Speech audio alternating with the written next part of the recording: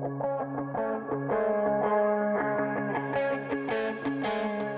is a triangle with a red light in the middle.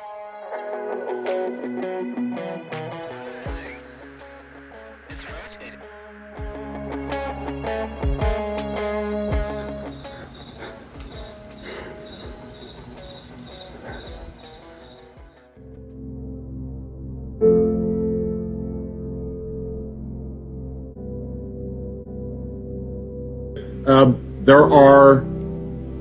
There's footage and records of objects in the skies that we don't know exactly what they are. We can't explain how they moved, their trajectory. They did not have an easily explainable pattern. Imagine a technology that can do 600 to 700 G-forces, that can fly at 13,000 miles an hour, that it can evade radar, and that can fly through air and water and possibly space. And oh, by the way, has no obvious signs of propulsion, no wings, no control surfaces, and yet still can defy the natural effects of Earth's gravity. That's precisely what we're seeing. The government has already stated for the record that they're real. I'm not telling you that. The United States government is telling you that. These vehicles seem to have unlimited loiter time, which we don't have. Then the acceleration is far beyond anything that we're capable of. Well, I don't believe they're coming from foreign adversaries. If they were, why, that would suggest that they have a technology which is in a whole different sphere than anything we understand. And frankly, China and Russia just aren't there. Do we have any sensors underwater to detect on submerged UAPs? Anything that is in the ocean or in the seas? So I think that would be more appropriately addressed in closed session, sir. Now, I know what you've seen is what those Navy pilots saw in 2004, and there have been some 300 sightings since then. And I've talked to those pilots, and they know they saw something, and their radars locked onto it.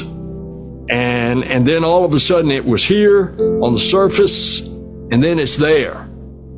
And they don't know what it is, and we don't know what it is.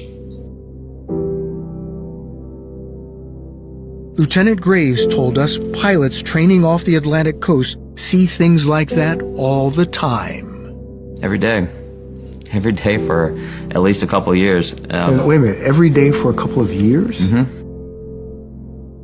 I think some of the phenomena we're going to be seeing continues to be unexplained, and might in fact be some type of phenomenon that is the result of something that we don't yet understand, and that could involve some type of activity that some might say constitutes a different form of life.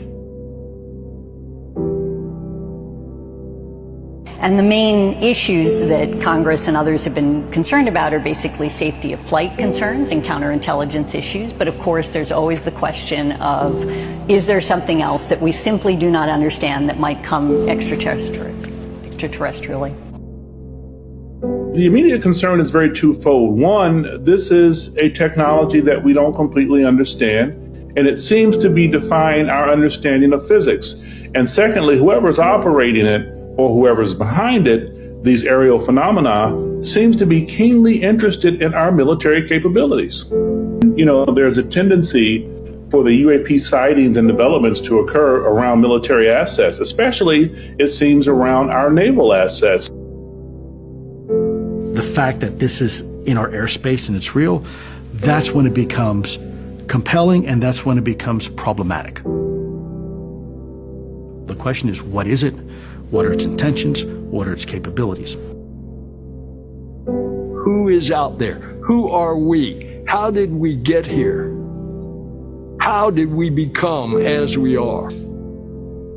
Who am I to say that planet Earth is the only location of a life form that is civilized and organized like ours?